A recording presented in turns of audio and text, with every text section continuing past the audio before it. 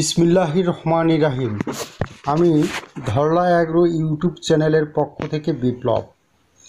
আপনারা যারা দেশ ও দেশের বাইরে থেকে দেখছেন সকলকে জানাই শুভেচ্ছা ও স্বাগতম। আজকের বিষয় ইউরিয়া সার অতিরিক্ত মাত্রায় প্রয়োগের ফলাফল।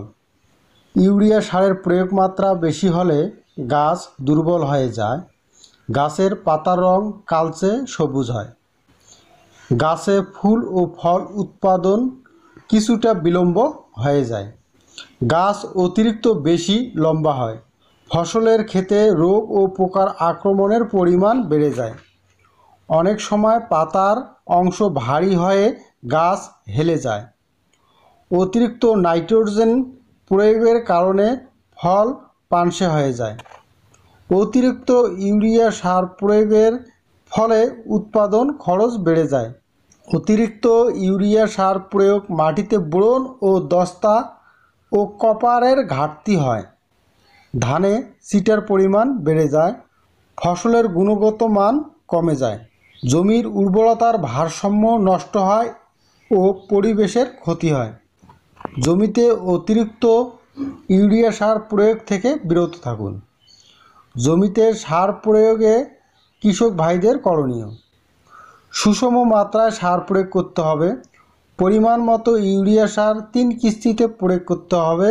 যেমন জমির ধরন অনুযায়ী ধানের চারা রোপণের 7 থেকে 10 দিনের মধ্যে প্রথম কিস্তি, 25 থেকে 30 দিনের মধ্যে দ্বিতীয় কিস্তি, 40 থেকে 45 দিনের মধ্যে তৃতীয় কিস্তি। রাসায়নিক সারের পাশাপাশি প্রয়োজন মতো জৈব সার প্রয়োগ করতে হবে। ডিএপি সার ব্যবহার করলে ইউরিয়া সার শতকরা 40 ভাগ কম ব্যবহার করতে হবে। মাত্রা অনুযায়ী ডিএপি সার প্রয়োগ করলে টিএসপি সার প্রয়োগ করার দরকার নাই, অথবা ডিএপি সার ব্যবহার করলে সমপরিমাণ টিএসপি সার কম প্রয়োগ করতে হবে। সার প্রয়োগের সময় জমিতে থাকা অতিরিক্ত পানি সরিয়ে নিতে হবে। সার প্রয়োগের পরপরেই সার ভালোভাবে মাটির সাথে হাত দিয়ে নাড়াচাড়া করে মিশিয়ে দিতে হবে। ইউরিয়া সার প্রয়োগের সতর্কতা: ধানের ক্ষেত্রে কায়স্থর অবস্থায় ইউরিয়া সার প্রয়োগ করা যাবে না, পাতা ভেজা অবস্থায় সার প্রয়োগ করা যাবে না, দুপুরের দিকে প্রখর রোদে সার প্রয়োগ করা যাবে না।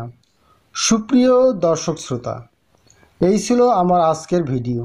আমার এই ভিডিওটি যদি ভালো লাগে তাহলে একটি লাইক দেবেন এবং আপনাদের কোনো মতামত থাকলে কমেন্ট করবেন। এবং আমার এই চ্যানেলটি যেহেতু কৃষিভিত্তিক, তাই কৃষিভিত্তিক নতুন নতুন ভিডিও পেতে চ্যানেলটি সাবস্ক্রাইব করে বেল আইকনটি বাজিয়ে দেবেন।